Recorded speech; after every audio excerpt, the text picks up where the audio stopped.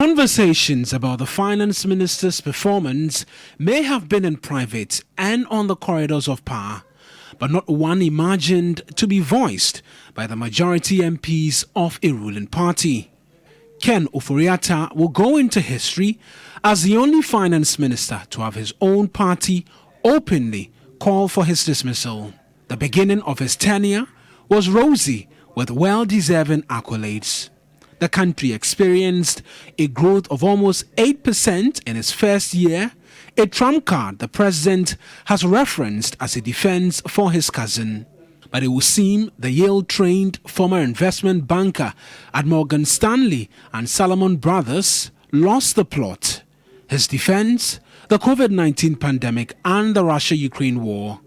30 years of experience in Ghana and in the international financial sectors seem to be failing the one-time touted financial magician. The local currency has plummeted to an all-time low. Introducing sweeping tax measures that saw the abolishment of what then in opposition the New Patriotic Party described as nuisance taxes, the finance minister led his government with almost the same energy and alacrity to reintroduce what some have described as unpopular taxes.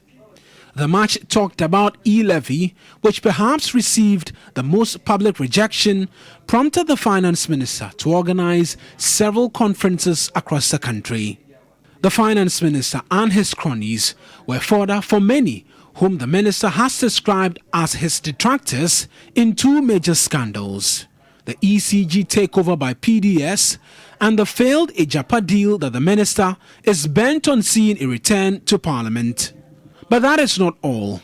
The cancellation of road tolls, the unapproved expenditure on the infamous National Cathedral are on the list of things Ken Ofori Atta would not want to remember.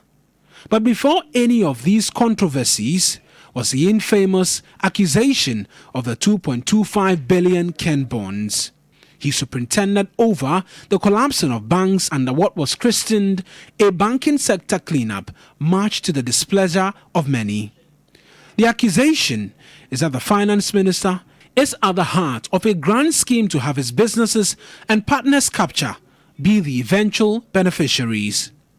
The finance minister is currently at the IMF, cap in hand, seeking some $3 billion, all aimed at a balance of payment support, some experts say, to give him room to go back to the bonds market to borrow.